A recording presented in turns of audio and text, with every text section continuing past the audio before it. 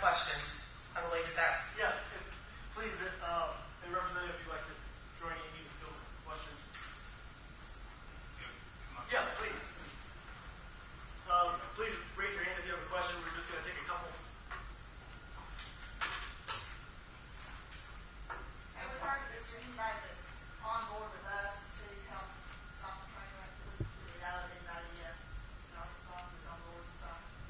I mean, I believe that a number of your members of the delegation have come out and spoken saying that they believe it needs to be defunded. They've co-sponsored legislation. I believe that there are a number of them.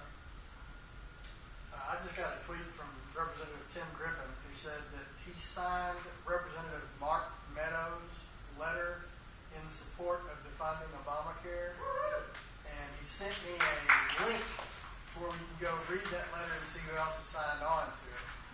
So he just now responded back. Are you familiar with that letter? That's fantastic. I am familiar with that letter, and I have to tell you that I commend these representatives that are stepping up to the plate. Mark Meadows and Tom Graves, one of the congressmen from my state of Georgia. Mark Meadows is from North Carolina. They both have been tremendous leaders in the House of Representatives to get on board with this. All right, any last questions before we end today? Any chances of talking about the possibility of defunding the private option in the upcoming fiscal session?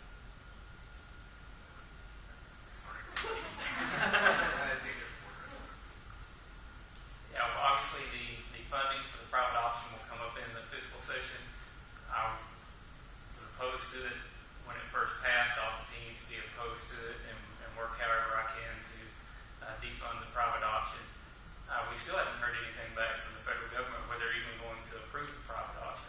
So there's the more I learn about Medicaid expansion and the less information we're getting from DC on the feedback to the state, the happier I am. I was so opposed to the private option and to funding it, and I will decide again to defund it in the fiscal session. I have heard talks that they're going to try to lump the private option appropriation in with the Department of Human Services appropriation, and they're already trying to build a case that will shut down DHS if we don't fund the private option. Well, that would be the governor's call if he chooses to not sign a bill that doesn't have a private option in it. It'd be the governor's call if he shuts down DHS because he's insistent on having a bill that's got the PO appropriation in with the DHS appropriation. One last question, please. I'm sorry, do you know how many other representatives that Republicans that voted for this are now changing their minds? Or are they just going to stick with it because they know the state? I don't have a number. I've heard buyer's remorse a little bit from those who voted for it.